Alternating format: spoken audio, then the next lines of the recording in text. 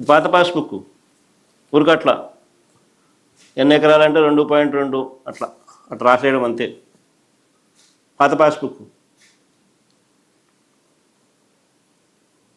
చేత్తో రాసి ఉంటాయి, మ్యాపులు లేవు, మ్యాపులు ఉండవు, లాటిట్యూడ్ లాంగిట్యూడ్తో కోఆర్డినేట్స్తో జియో ట్యాగింగ్ అసలే లేదు, క్యూఆర్ కోడ్ అసలే లేదు, యూనిక్ ల్యాండ్ పార్సల్ అంతకన్నా లేదు, యూనిక్ ల్యాండ్ పార్సల్ అంతకన్నా లేదు. ఇది పాత పాస్బుక్. ఒక్కసారి మేము వచ్చిన తర్వాత మా ప్రభుత్వం తీసుకొచ్చిన కొత్త పాస్బుక్ ఒకసారి చూడండి.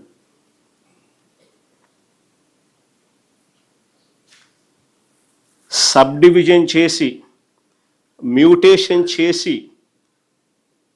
చేసిన తర్వాత with unique land parcel number, ఇదిగోండి పైన రాసి చూడు, unique land parcel number, geo tagging చేసి లాటిట్యూడ్ లాంగిట్యూడ్స్తో ల్యాండ్ పార్సల్ మ్యాప్,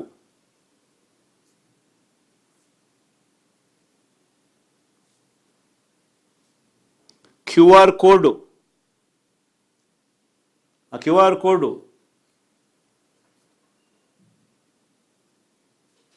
ఇవన్నీ మా బుక్లో ఉంటాయి. ఇంత ముందు పేజీ లేకపోమా అది కూడా మా ఆధార్ వివరాలు చెప్పే పేజు. ఇక్కడ కూడా క్యూఆర్ కోడ్. తర్వాత ముందుకు మామ,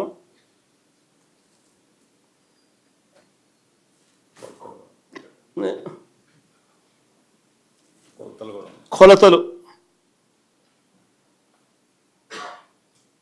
ఇంక్లూడింగ్ కొలతలు, అక్యురేట్గా కొలతలు with latitude and longitude coordinates.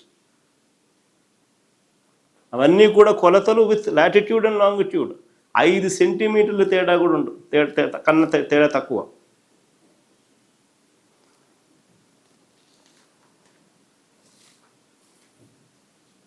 మళ్ళీ పాస్బుక్ చివరిలో రైతులకు సూచనలు చేస్తూ